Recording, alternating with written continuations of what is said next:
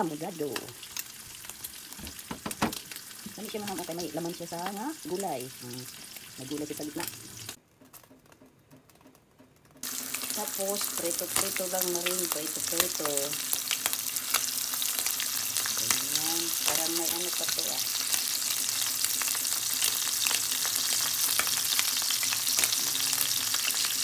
Ay, wala na pala. Akala ko mayroong tali. Manihapon na tayo, mga maring. Tinulang isda. Tapos, ito, ham.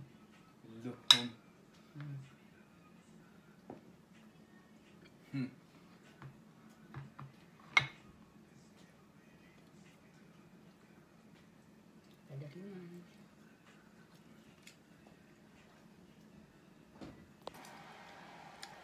Naon tayo mga maring, manyapon tayo. Para may work na po si Maring Yumi. Mamayang gabi. May resistensya naman tayo. Kalamis ang ham, oh. Ham. Ito. Iba tong ham. Na may gulay. May gulay sa gitna. Napunta. Ang kaparing Marlon, tinula nga isda. Kay bawal man ang ham. Kay gi-arthritis ko no siya. Sarap sang sabaw. Mainit-init pa.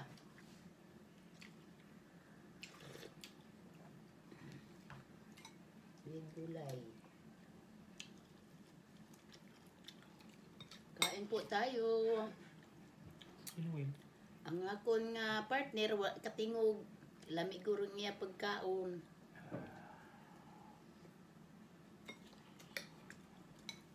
Lamig niya kaon sang iya nga tinulong nga isda.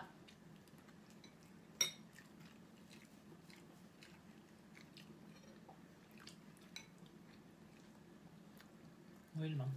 Yan. Kain. Kain, guys.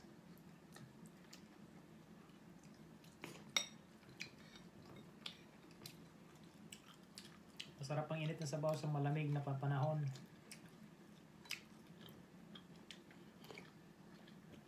Sobrang lamig.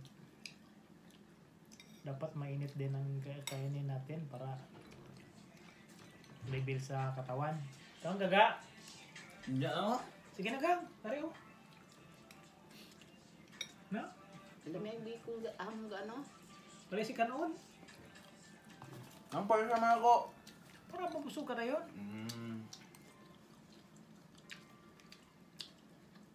Mukhang may lakad ka na ngayon ah.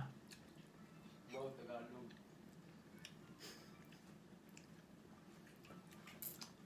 Kaya na, may paresang dali mo sa kuwan.